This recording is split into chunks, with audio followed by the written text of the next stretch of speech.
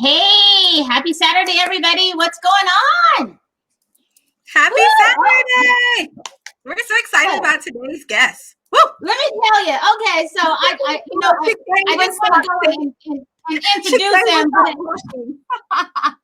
we got to at least introduce the show. So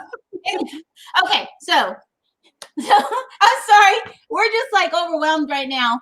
Okay, so anyway, it's Saturday, another day in the life of an entrepreneur, and I'm your host, Rose McDonald of McDonald Bookkeeping, and I am here with Hi, Shamara here with SWHR Consulting. Look, she can't even stop blushing. Can we get on with the show? Okay. So first, because I'm a little warm. So, and anyway, but okay. So first, let me just say to all of our listeners on all of our pod that listen, they keep coming back for more. Thank you wherever you're listening. iHeart, Spotify, or I don't know. We're in a lot of them, but you know what? Even though we can't see you, we just love you because you keep coming back to our show. So hey. Okay, so anyway, I'm gonna let Shamara do the introduction because, so before that, let me just tell you first this. So I first saw him actually on, if you remember Soul Man, the TV show. So yeah. I saw him on there, and he always looks fresh shaven. Like I've seen him on a lot of things. I'm like, this dude is like on everything, right? Because I watch all these different shows. We're going to go over. We're going to give you his list. But I'm like, he is on everything. Okay. So, and he always looks freshly shaven. And I'm like, well, he's a good looking guy. And, I like women. So, for those who don't know, my choice. But anyway, I'm like, I'm going to follow him. So I started like kind of researching because, I do my homework tomorrow, and people, I do my homework, Okay, so go ahead, girl. Go ahead. Well, let's dive into introducing our guest today because this crazy lady is like blushing all day today. We have Scott Ellis Loring. He has been in the art and entertainment industry for almost 30 years. He's 25. I know. His first professional job on TV was Tootsie Suitor on The Facts of Life. So I hope that gives you guys a little bit of a hint of who it is. Yeah. So Scott has enjoyed really a successful career as a singer-songwriter, spanning from musical theater, television, film.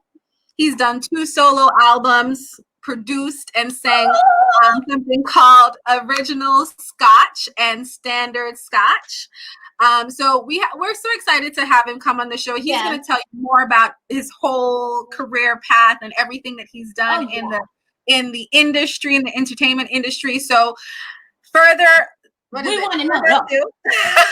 let's bring Scott on the line and let's get him going. Yeah. Woo! Hey. First of all, you guys are adorable. And Shamara, it's Scotch, not Scott. Oh my gosh. You're right. It is Scotch. But wait. Okay. Listen. I love knowing who I'm talking to. And it's Tootie from The Facts of Life, which you've probably never seen because you're 12 years old. Yes. I'm so young. So I'm so sorry. I tried my best. What does that say about me then? What does that say about me? You got it right. But I'm not clean shaven, so I felt kind of bad. I thought maybe I should go cut this off. No, you look great. Hey, first of all, congratulations on your over 800,000. Yes. What is it? Viewers, subscribers, whatever. We're trying to hit the 1 million listeners on our podcast. We're trying. We're really trying. I mean, that in of itself is quite an accomplishment. So I think eventually we're going to have to turn this interview around and talk to you guys to see how you guys got to this point because it's not easy. Well, I am pretty attractive. That is true. That is true. Both of you are. I love this. I love it. I love very much that. I don't know. I'm a lot of people might say this, but I appreciate superficial things. I appreciate physical beauty as well as everything else. But I love that I'm talking to two very beautiful women right now. And Thank you. you're delightful. We want to talk about you, dude, because like I was okay. So as I said, I first saw you on Pullman, and I didn't know you could sing because on that episode you weren't really supposed to sing. Yeah. You know what happened? I auditioned and they asked me to sing well and they asked me to sing poorly. And when we got in front of the audience, I sang well and the audience burst into applause. So the director, Mr. Lathan, came up to me and said, "Could you not sing that well?" Because they were supposed to shame me. But I was kind of surprised that the audience, the live audience, sort of enjoyed it. So then I had to dumb it down a little bit. But some people still were like, "Wow, I didn't know you could sing." And I'm not really singing in that because the Braxtons, the two Braxtons were in that little room I come out of. It was the size of a closet. We are squeezed together. But if I sang too well and they came out saying well, it wouldn't work. So yeah, but it was fun. It was really fun. I love that job. Got to work with Kim Coles again. And I was counting. She and I have done 3 or 4 episodes of television. Just we happened to land on the same episode. So fate kept bringing us together, just like me and you. Now, that's what I was watching that too. I just had to put that on the screen. So for everybody who, you know, in case you're unfamiliar, they just have to know a list of everything you've done. I'm sorry. I mean, it's as if I'm talking about myself. So you have done so much. I think I told you I kind of like stalked you a little bit, just a little bit. I love that. I love being stalked. Yeah. And so you've done so much. Can you tell us, like, I mean, really what led you to your career choice of acting? Because I think you should do Broadway. Let's get to that. But, you know. Also, this is my bad. It says almost 30 years. I've actually been working almost 40 years, which is sort of difficult to admit. But my first job, that show that I did on Facts of Life, I was 19 years old. So if you do the math, you'll see how long I've been around. And I'm one of 7 kids. And so we each had our own little specialty, but I remembered I used to go into the bathroom and I don't know why. I didn't know I was planning, but I won't show the pride, but I used to go in front of the mirror and go, Crest, it's the best. Or I'd make up commercials all the time. I never thought, wow, one day I want to grow up and be an actor. Although part of me thought it was a likelihood. It's the only thing I was excelling at in school. But I came out to Los Angeles hoping to work, but I'd never thought that I would actually get hired, and I did. So. But why acting? Why was that what made that be your choice in career? What did you do before that? Is it something that you just always knew you wanted to do though? Well, I was a model. My father was in the Air Force, and when he retired, we ended up in Fresno, California. So in high school, yeah. In high school, I ended up being the high school DJ, and I was given the thanks, Jeremy. I was given I didn't know that would happen. I was given the high school DJ position as a junior, which was really politically upsetting to most of the seniors because they vied very heavily to become the high school DJ. And so I got that job, and that started my career. My 3 older brothers, who are all bigger than me, excelled in sports. But I got my letter in high school in competing in what's called forensics, which was, you know, like the debate team. But I was the only one on the team in my high school. So I was embarrassed at first because I wasn't athletic, but I did win awards and did quite well debating and competing, and even won modeling competitions. But I'm not that tall. So I didn't have a modeling career waiting for me in Los Angeles. I had an on-camera career waiting. So this might be personal. So I think now in entertainment, or the industry is getting more comfortable with people in different lifestyles. I see that now you're seeing it more of mixed races as well as same-sex couples. So, was it harder for you? You know, here's the hardest part for me, and this is interesting, and I share this with another friend of mine who is an out actor. We experienced more difficulty with gay casting people than we did with casting people who may or may not have been aware of our relationship or our status on the spectrum, right? So I've been out since high school. I've either had a boyfriend, a girlfriend, a wife, or a husband the entire time, and I've let that be known to my people. So I've never really been in the closet. But if I meet someone socially, like a casting director, they would tend to only then start calling me only for gay roles. And I've never really gotten to play I've played maybe 2 or 3 gay roles, and I'm dying to play gay roles because I find them very fun.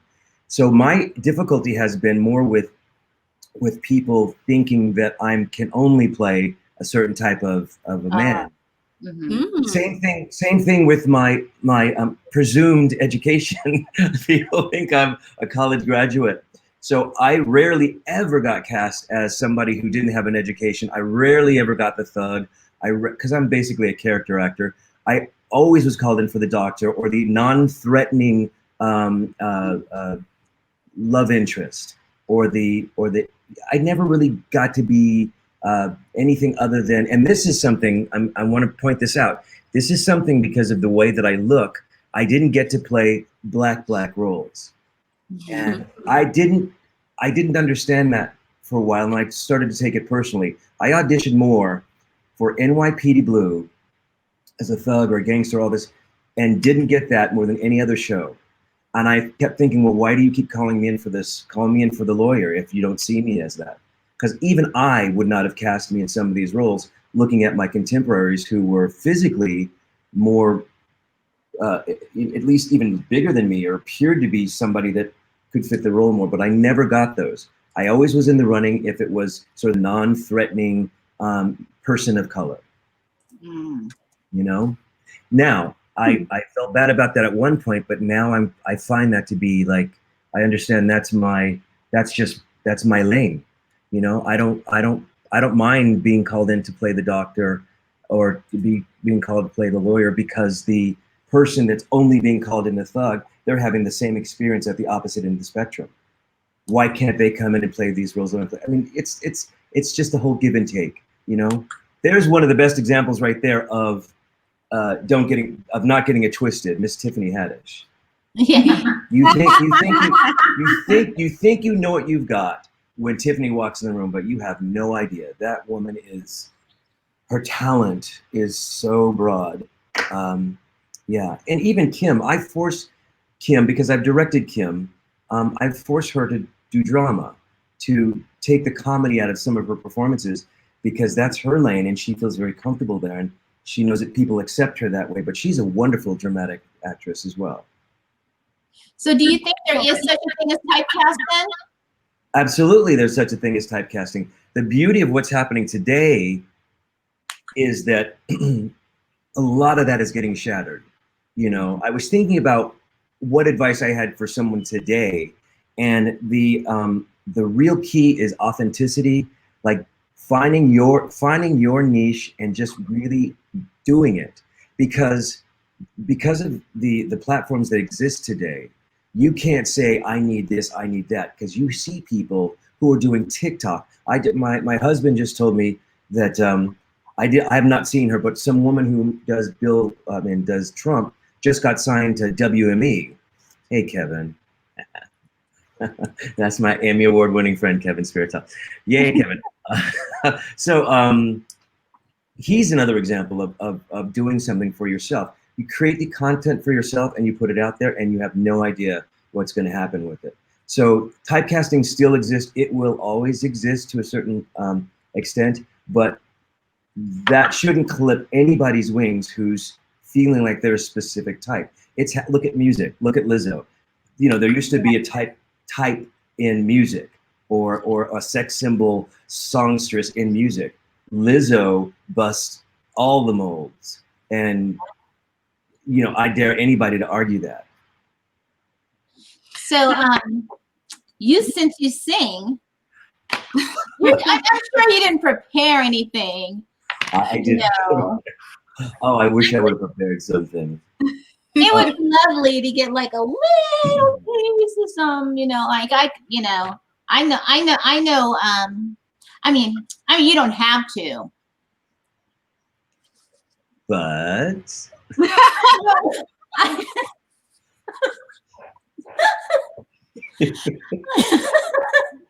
what they're gonna say, Rose. Either ask him or don't ask him. What are we doing here? I'm trying to get it all while he's here. Yeah, I don't have anything prepared. I don't even know. My friend, I have a friend. His name is Pete Fitzgerald, and I adore him. And a lot of people thought that's what this was. Like I was going to be singing, and I'm like, oh no, I'm not singing. I'm not singing. But who knows? Maybe I'll do it. Have you ever thought of Broadway, or because you're very versatile, Right? Have I thought of doing Broadway? Or theater, because that's, to me, it just seems to be like that's what you should be doing. Well, Theater. I've always done everything. So one of the other pieces of advice that I used to give a long time ago when I was exposed to a lot of younger people was, what should I do? And I said, just be prepared to do everything. If you're not working on TV, jump on stage. Do an equity waiver show, do something. So I have done Teddy. I've done a lot of theater, and I've done a lot of musical theater. And I am part of the original company of Jelly's Last Jam, which we did down at the Mark Taper with Oba Babatunde, Frida Payne, Tanya Pinkins, Ruben Santiago Hudson. I'm part of that original cast. The problem is that your boy here is self-taught with everything. So the dancing was extremely challenging, but I loved it. So when we went from the Mark Taper Forum, our journey to Broadway, which would have been my first opportunity to be on Broadway, they recast 2 roles. One of them I was the understudy for, and it was challenging enough, but they recast the lead with Gregory Hines, and they recast the role I was understudying with Savion Glover. Which meant I was going to have to learn, and by the way, the choreography went up with those 2, way up. And I said, I'm out. And they bought me out on the way to Broadway. So they bought my contract out, and some other lucky person got to play that role in that show. I've toured. Go ahead. I was gonna say, so what was one of your favorite roles in your career thus far? Ever? This is very easy because I have my favorite week on a set was on Frasier. I love Frasier. Working with Kelsey Grammer, and the cast on that particular show was fantastic. Also, one of the very few times I got to play a non-apologetic gay person. Had a boyfriend and everything. It was lovely. Anyway, that's one thing. But my favorite role ever is a role I took a risk and could have lost. And that was with Kim Coles in her show. She called it her one-woman show with testosterone because there was her and 4 men, called Homework. And we got to I played about 9 different characters. And but my favorite character at the audition, I read the sides. I'm like, it was a lisping, bent wrist, black queen. And I said to her, upon meeting her, and the director, who's Charles Randolph Wright, who went on to do Motown and his original Dreamgirls cast member, prolific director these days. I told them on my way from picking the sides to standing where I was going to do it, I hope this character redeems itself. I can't believe you've written a character that's so, so typical and stereotypical and in this day and age, And then I turned around and I did this character, and I wore him out. I got the show, and it was the most fun I've ever had in my entire life. This character and this show and this cast was a dream come true because it was my Carol Burnett experience. they let us break the fourth wall. So there were times when this character Derek, who was a makeup artist, was getting ready for a fashion show, and I was talking to Kim, telling her, you know, get dressed. And oh no, Miss Thing, you will not wear that skirt, honey. Oh no, you're, yeah, you know. And I would just get really crazy. But she let me call people out from the audience into the show. And one night, Queen Latifah was in the house, and she said, could you please get Dana with the character? So, you know, everybody knows Latifah's real name is Dana. And I was like, oh, Miss Dana. Oh no, honey, please. Your legs so ashy, look like you've been kicking flour, honey. It's called lotion. Discover it. And Latifah has a beautiful laugh. And she gave it to us that night. And I've just, you know, that character in a show that I thought I was settling for, an equity waiver, non-union show, was a 5-year experience that took us all the way to off-Broadway, Soho. I had so much fun with that show. I learned so much about myself. I learned so much about being a spontaneous actor, and the fact that they had enough faith in us to let us sometimes just riff, just go off, do what we wanted. So yeah, Sean Baker from Living Single was also a cast member, Gustavo Rex, and Wolfgang Badasu. Is there a part that you haven't done that you would like to do, like like a villain, or, you know, I don't know, a 007 kind of character or something? No. No, you know what? This is gonna sound it's interesting because my husband and I we have triplets. I saw. Yeah. They're 10 years old, and they're the most important thing to me. And I honestly, because I watch what they watch. The last audition I had that I really wanted was to play a principal on a Disney Channel show, where I knew that my kids could watch this show and I didn't have to worry about the content. I really wanted to just be that guy on the show that they really, really liked. And they like what I consider very silly shows, but I like seeing the joy that it brought them. So I don't need to shoot a gun. Listen, my gun shooting dream came true when I did a movie called K911 with Jim Belushi. I remember that. Yeah. It was the best. The director, I don't know why, Charlie, he liked me, and he said, you can have this role or you can have this role. I guess I was in early, but he really liked me. That's never happened to me. And one role was a burglar who was under house arrest, who got shot in the ass. And I said, I'm not having anyone do makeup on my ass. We're not. And the other one is a money launderer who gets to shoot. I said, does he get to shoot a gun? He said, yeah, he gets to shoot the gun once. So between saying yes to the role and shooting, it ended up being, I had like the most incredible weapon I've ever seen, never seen one since, on the set, a shootout with Jim Belushi, and the scene ends with me aiming a rocket launcher at him and blowing up his car. And I just felt like it can't get any better. Top of the world. Yeah, it was wonderful. More dangerous than I thought. I had no idea. A piece of the car about this big flew over my head about 20 feet and landed near the production team. I didn't even know it happened. That's how quickly the car exploded. But they had me protected with plexiglass, or whatever that would have been worth. But yeah, I'm not missing anything. It's crazy cliche, but my favorite role right now is husband and father, and I do love working with other people. So I'll work as long as the work is there, but I don't have and I think it's important to know that I want to do something else, but nothing is coming to the surface at the moment. That leads to the next question. It seems like more actors, actresses are leaving the industry after having children and doing other ventures. I mean, if they're not owning restaurants or clothing line or makeup line, or it's some other profession other than acting, some product or something. And it seems to be the norm almost now.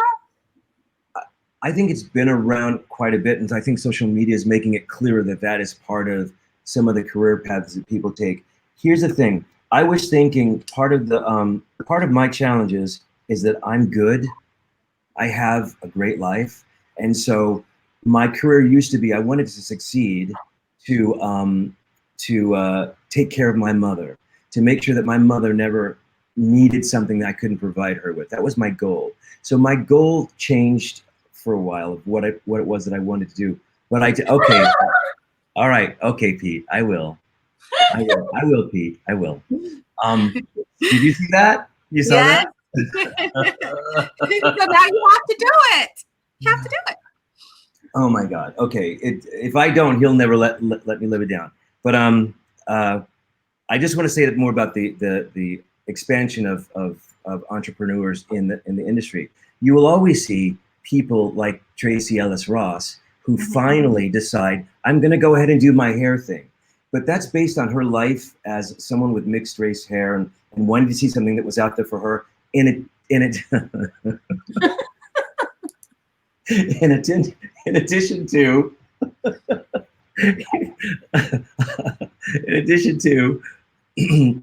succeeding as a performer. So just for example, I have a business partner. Her name is Dusty. I adore her. We have some real estate investments, and we've done very well with that. I've never just done one thing. Like I said, when I gave advice to actors, I said, if you can't do this, do this, do this, that. So I have that. I also have, and you would not have been able to discover this very well, I have a voice ADR business, 15 and a half years. My partner, Jenny Lunabus, and I have a company called Scotch and Walla. And what we do is we supply live background acting to scenes in TV shows and films. So we've been doing that for, I think, maybe 17 years, actually. And that is a side business that some people retire on. I have associates that are six-figure actors who do voices on shows like CSI and then run across town and go get another $1,000 check for working 2 hours on another series, and then they get residuals on that on top of the ones that, I mean, it's a really lucrative business. So that's two for me. I've got the real estate, I've got my voice acting side business. I produce young singers. I've got music that I put out in license. I would love to have a t-shirt company like these guys, Minorities, and just something that actually keeps me home with the family, believe it or not. What's that? I said, I love that. Family focused. She is so pretty. So is that your family behind you in that photograph? No. I'm sorry, what? Yes. Which side? Yeah, that's them. Here, let me just rip this little thing off the wall. So this might work. So that's, where's the camera? That's the husband. Look at the kiddos. They're so cute. How do I do? Oh, this is so really, weird. really cute. Oh my God, so adorable. So she came out first, second, and third. So I don't know if you can tell where the DNA fell. Yeah. But yeah, we had a 4.5 year journey trying to get them on this planet, and then successfully got them here. So, I'm actually trying to think of what to sing. So it's not unusual to be loved by anyone. not that.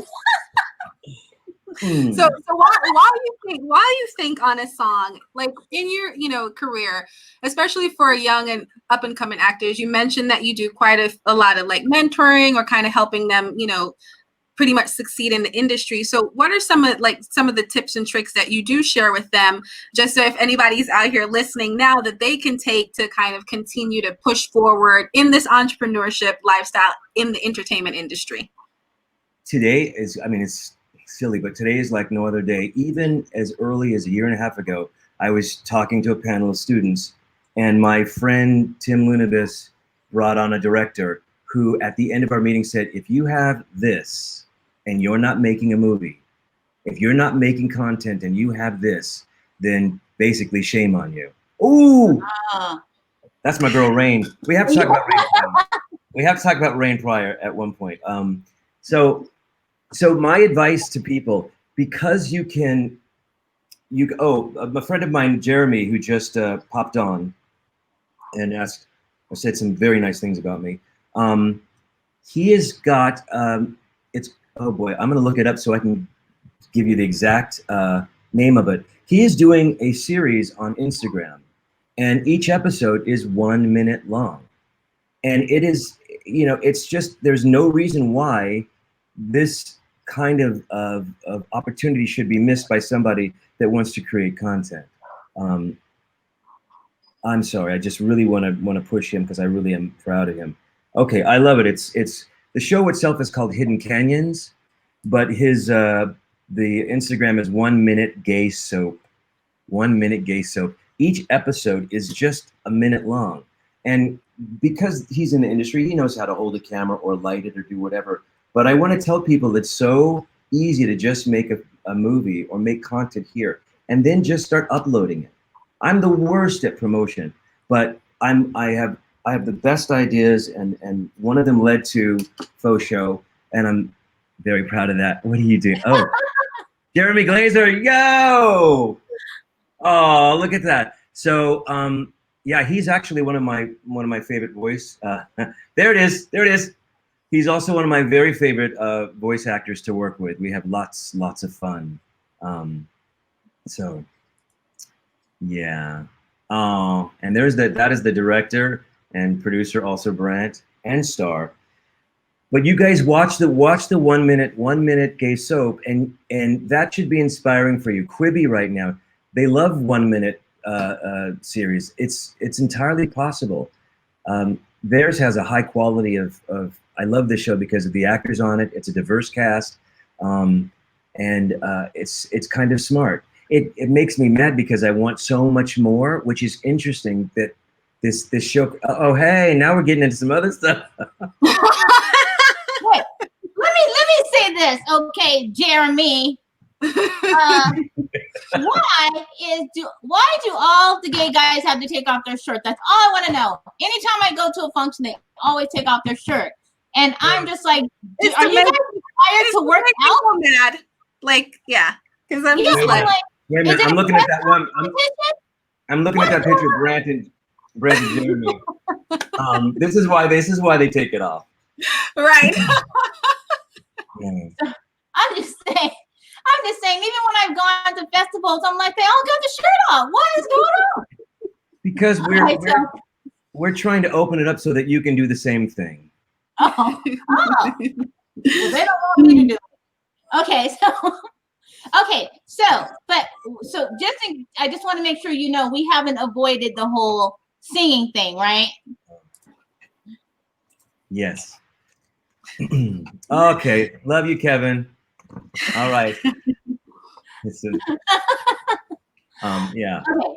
I met that guy in a we did a musical at the Tiffany Theater, To Sir with Love. The Tiffany Theater doesn't even exist anymore on Sunset Boulevard, but we had a wonderful director named Ken Page. People are thirsty. Yes, that is right, Jeremy. People are thirsty, and it's our job to give them a drink. Right. I love it. Hey, I'm gonna quote that. Okay, there you go. Yeah. So you're just in your career, like, I know that you talked about, what was one of your favorite roles, but what were some of the challenges that you faced in the industry? For people that are up and coming that, may be going through the same struggles and, trying to fight the same battles. So what are some of the challenges that you faced, but you were able to overcome as you have you been doing and keep going in the industry? One of my personal challenges was understanding the business part of it. Like, I'm good at ideas and I'm good at being creative, but I didn't take enough interest in the business aspect of my career. That's one of my favorite pictures of myself ever. Okay, so I don't know why I love that picture, but I do. I didn't understand. For example, I was doing an equity once again, I was doing a big musical at the Denver Theater Center. Suzanne Douglas was my co-star. We did a show called House of Flowers, and I also did South Pacific there. I got a contract, I signed the contract, I did the contract, and I found out from the other actors that during the rehearsal period that you're not contractually obligated by the equity union to pay the full 10% during the rehearsal period. My agent never mentioned that to me. He took the 10%. When I brought it up, he was not willing to give it back to me. And I just thought, well, I just need to pay a little bit more attention to the business part of the business. It's, here's something else that this is probably the last piece of advice I used to give to people. If you haven't shaken hands with the process, meaning it's going to take time, you're going to work, you're going to get hot, it's going to get cold, cold, cold. You're going to feel like you've done very good, then you're going to feel like a failure. It's a back and forth industry. You have to shake hands with the process, which means don't fight it. Okay, I heard that this was coming. Here it is. So how do I surf this until we get to the next job? How do I make myself feel as worthy as I do when I'm on a set?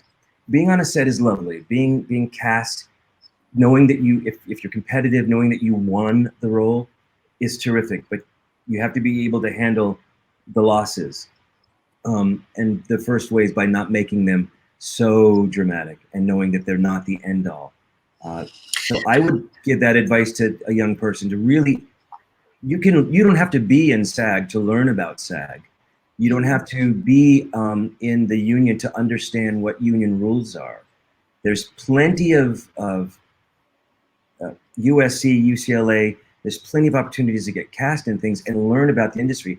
But I remember once somebody telling me, oh, I don't want to be and I love this.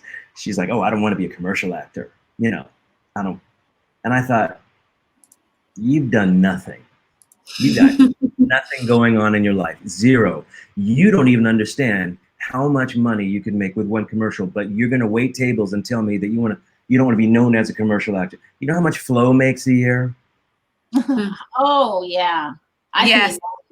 Yes, I want to meet her because she's hilarious. But do you know how this is an old attitude that if you're a commercial actor, you can't be taken considered serious as a dramatic or a comedic actor. Do you know how many people, Brad Pitt's level, do commercials all over Europe? All over, I mean, it's just, you'd be surprised. And now, look at it now. Who is selling you cat litter now? Who is selling you insurance now? Yeah. Right. Very true. So that attitude was like misguided, because if you aren't willing to do whatever on your way to your dream, then you're going to shoot yourself in the foot. And I want to tell you something. I did a commercial once. They said, Scotch, it's model pay. And I literally said, I'm not doing anything else. I didn't even know what models pay was. I just knew it wasn't my rate. Probably the second most lucrative job of my life. It was for Jovan Cologne. Just so happens that it was called What is Sexy? And we had a little bit of a toe wiggling off camera, and it became controversial. Like, they wanted to pull a commercial. Well, it was on the news. When it hit the news, I got a check for it being on the news. When it was on Entertainment Tonight, the controversy, they had to play it. I got paid for that. They turned it into a calendar. They turned it into a billboard. I mean, you know what I'm saying? So you don't know. So you're saying no to what? What do you say no to? You know, be smart. Go on, beautiful. Go on, lady. Oh, you're talking to me, Shamara. I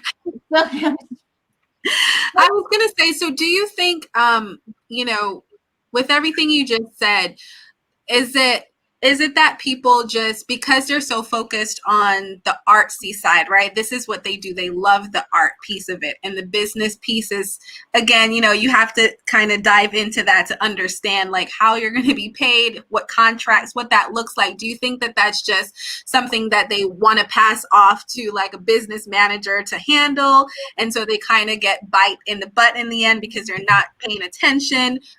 What do you typically see happen? And, you know, okay. And I love what you said, that they need to get educated, because I mean, at the end of the day, you are your business, right? And so you need to, you know, take ownership of that. It's your brand. I try to pay attention to the people that I admire. And I watched Oprah Winfrey once said she signs all the checks. And I thought that's impossible. You can't sign all the checks. But this was a time, this was maybe about 15 or 17 years ago, or even longer. And I thought, oh, she wants to know. Now, someone else is generating those checks. Someone else is licking and stamping those checks. But she wants to know. She's a vested interest in where her money is going and what she's doing with it. I am not, again, not my strong suit.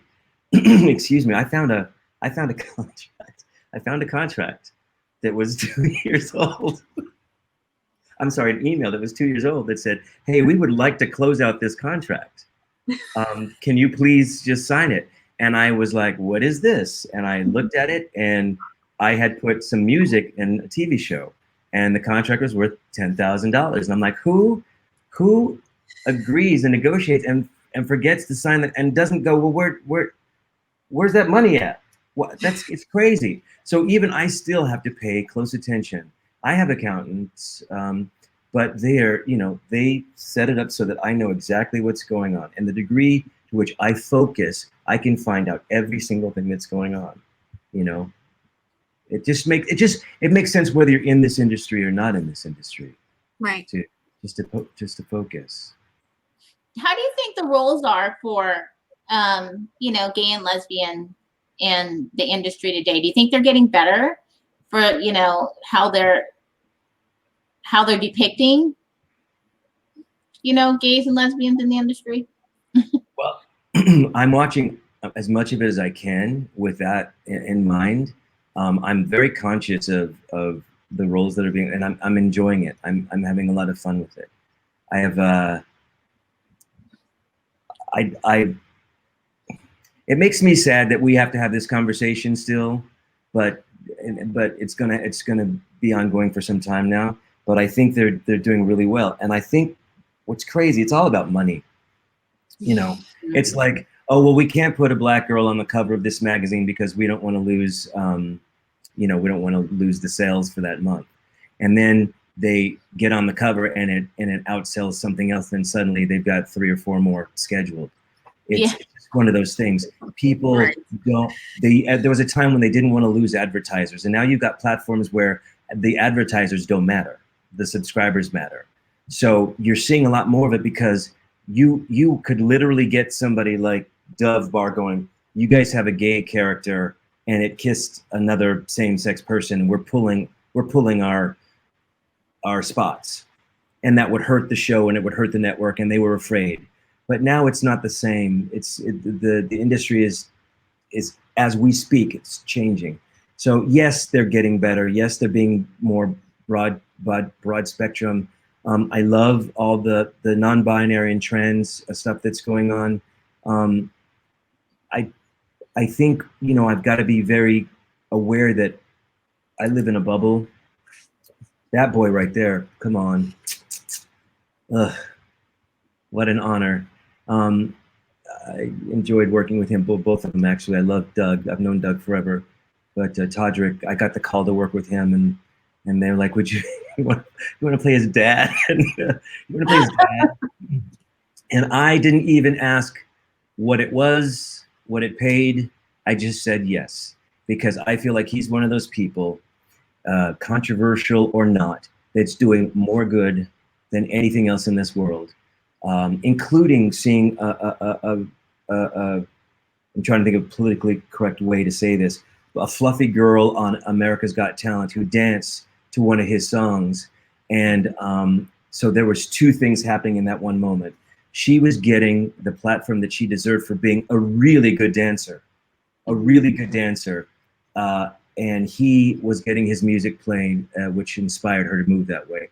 So I just feel like because of the platform shift that yes, and if you watch Jeremy's show, and I know you will, you'll see that they have a good representation of all the aspects of queer life that's going on today. So I want to talk about family, because it seems that it's because your husband also is in the industry of entertainment, correct? I think so. And and so, you know, you hear, I mean, that it's, I mean, because I only hear what I see on social media and read. That really keeping a family unit together when you're both in the industry can be very difficult. I mean, it's already difficult when, you know, you're not in the industry, but Hollywood's very critical and they're like beasts, you know, they watch everything and they're willing to make you great, you know, as far as putting you out there and you're the best thing on earth. And then they can tear you down a second later, and it's like you did. You know what I mean? It's one little thing. You can say one little thing or do one little thing, and your career is over. Yeah.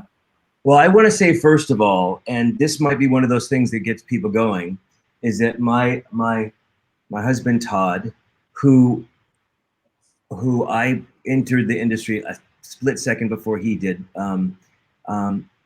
is on the diversity task force at the DGA.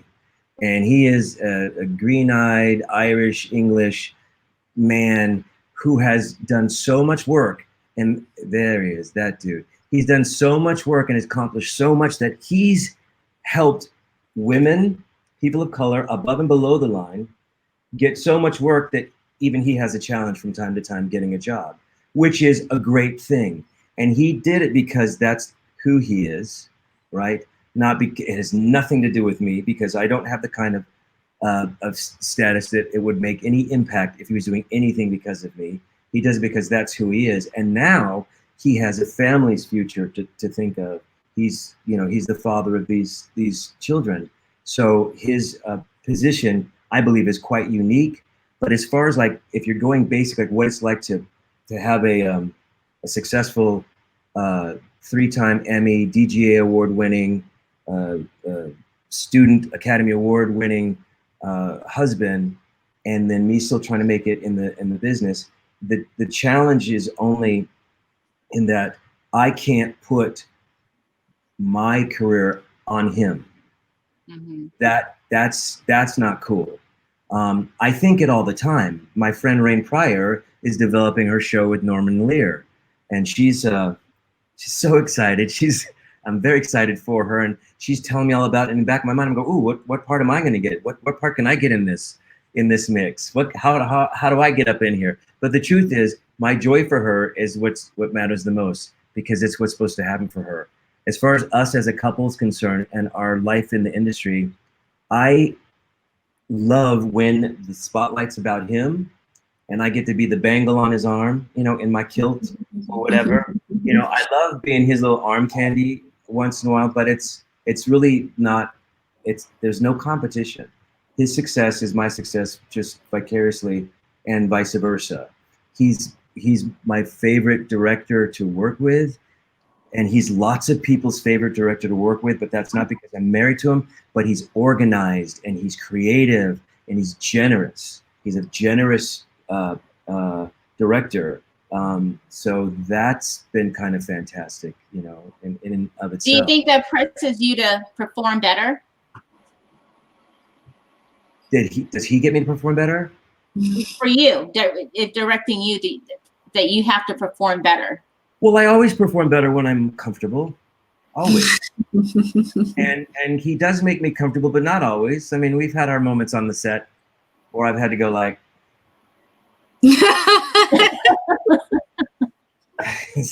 but I just, because I'm comfortable, I think I perform better. But I'm a nervous performer.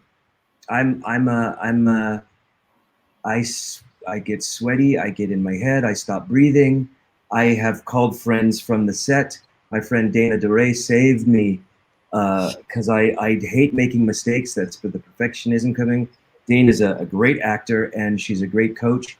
And I had to call her from set one day because I flubbed up a line so many times and I yelled the F word really loud.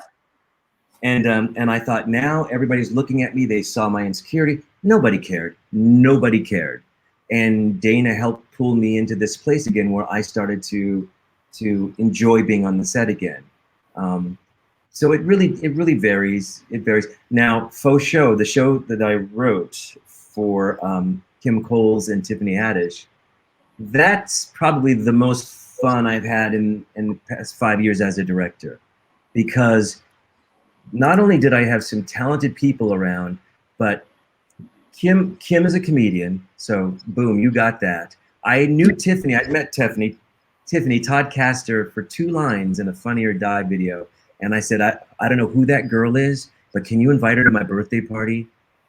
And she said yes, and that started our friendship. I didn't know a thing about Tiffany when I started writing this role for her, and it's turned into a great friendship. And she's super talented. So having her on the set, I would write something, and this is what I loved about her. She would say the line that I wrote, and occasionally she would add something to it that took it to another level, you know? Yeah, I watched a few of those. Yeah, she's crazy. She's hilarious. I was watching a few of the trailers on YouTube. It's pretty funny. Yeah, she's really good in it. And I want to also say that Tiffany's attitude is the best attitude of any person I've probably worked with, as far as success and light, love, and being razor sharp about where they were going. Really clear, Tiffany. And I would have said that before the world knew who she was. So tell us a little bit about the Scotch and Rain show. What is that all about? Because I know that you wanted to talk a little bit about her. I do. I want to talk about her because this is a show that we started doing a talk show, but we did not promote it. So, you know, I look at numbers and my ego gets involved, and I know we have a very limited views on that, but we did not promote it. But we shot it right here. This is my office, my home office, Dandelion Studio. But we started a talk show, and because she lives in Baltimore, and it's hard to get her here to shoot episodes, so we'll do like 8 episodes. But I started this with her, and I realized that I had something, and then I jumped ship. I'm like, I don't know how to promote this. I don't know what to do with this. I don't know. And this is where I want to admit that I'm still learning, because she was running for city council in Baltimore. What? Wow. Yeah, the election was 2 days ago. She lost. She lost. Oh no. No. Oh yes, I'm so happy she lost. So happy. She did the right thing by showing up, but I am selfish and I want her for myself. And the city of Baltimore still has her, but she will come out here and work, and she's developing her own show, which I think will give the world an opportunity to learn more about what it's like being raised African-American and Jewish in Beverly Hills, and what her life as a biracial person has been like in these states. It's going to be raw, and to be very honest, you know, so many assumptions are made about her because she's Richard Pryor's daughter, and her legacy and his money, and she's going to set all that record straight. There's so much that's assumed about her. This woman, anything she has, she's gotten on her own, and anything that's coming to her, she deserves, because she's generating it, not because she's Richard's daughter. So just one of my favorite people on the planet. So I'm hoping to take our little talk show back and get it up, but this time promote it. You know, do a real promotion, and get numbers like you have. Well, have you thought of a song? Thanks for the craft services, by the way. I love the fresh raspberries. Here's the thing about this. Okay, no, I haven't thought of a song. I'm struggling because I sing all types of genres. So I'm like, I don't know what to do. I don't know what to sing. Sing a standard. I don't know. Maybe a romance, or I don't know. What'd you say? Romance. I don't know. I don't even know genre. Romance. Oh, that's because you're by yourself on the island. You don't need to hear no romance song while you're by yourself on the island and your husband is waiting. Okay? I need the support right now. Stella ain't got her groove back where you are. Anyway. Just a couple of lines, right? Yes. I'm not singing a whole song, right? Okay. No. Right? Just a couple lines. Yeah. Okay, so my husband's father wrote a song for them when they were children. Over the rainbow. Mm. I love it. Pete, I'm so happy you're still here. Yes, I'll try to blend that in. But my father-in-law, who's no longer with us, wrote this song for his kids when they were kids. And every live performance that I've ever done since I recorded it, I've ended with this song. And I thought about a man writing a song for his children, and this is one that I would want for my kids. Although I would change the lyrics at the beginning just a little bit. Okay, so here we go. I can't believe this. Okay. You may not be all you'd like to be, neither handsome nor wealthy or bold, but there's one thing you can always be. Here's a message for young and for old. Wow. Just be you. There's no one else like you. Just be you in everything you do. In this world of foolish, let's pretend, there's one thing on which you can depend. If you're you, with all your heart and soul, then one day you're sure to find you'll be happy if you're you. Wow, that's okay. That's it. that was lovely. That was, yeah, that was lovely. Tearing up. I love it. Yeah, That's such an inspirational song. That's very hard to do. Yeah. No, you did great. All right.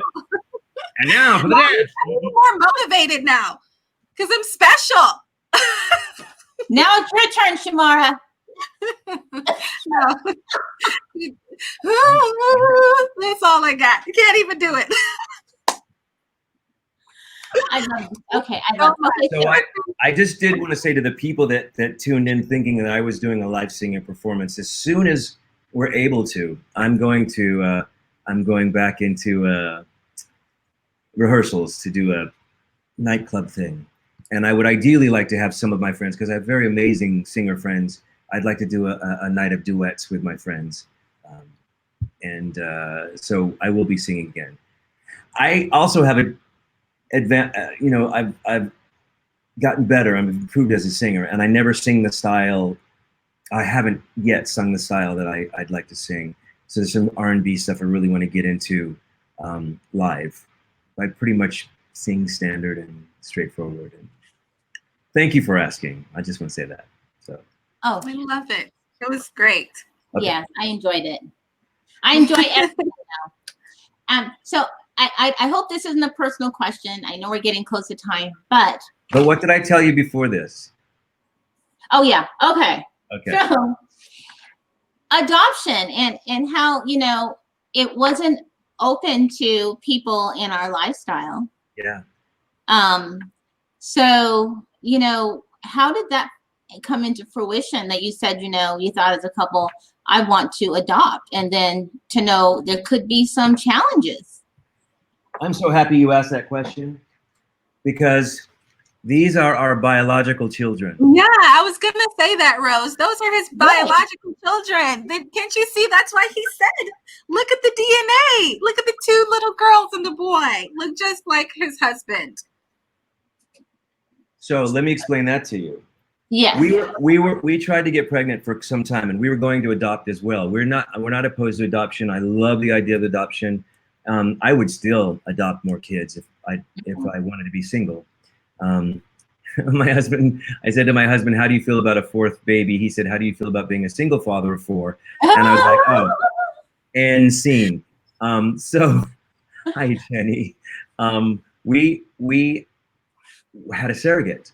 We had an amazing woman who turned 40 while she carried these 3 babies, and got us to a very healthy we were shooting for 32 weeks. She got us all the way to 35 weeks and 4 days. They told us when they weigh 4 pounds, you can take them home. Mm-hmm. She gave us 5'9", 6'3", and 6'11" at birth. Wow. At 35 weeks, they were healthy. We feel very, very blessed. You know, we're a spiritual family. We're not religious. We don't attend a church, but we do have incredible spirituality that we amplify all the time. So we were like, God, we know you had faith in us. We didn't know you had that much faith in us, but we love this gift. We were trying for 1 and we got 3. Yeah. But we're supporters of surrogacy and adoption and foster adopt. Obviously, being, you know, same-sex parents, we meet a lot of people who are either looking to go this way or have gone this way in any of those fields that I just mentioned. I think it's important. I just read Anderson Cooper's interview in People, and I just want to say one of the things I used to go around saying, advocating quite a bit, was gay people, and he says this. He says this in his own interview. I thought when I was a child, I'm gay, I'll never have kids, and that's where a lot of people hang it up.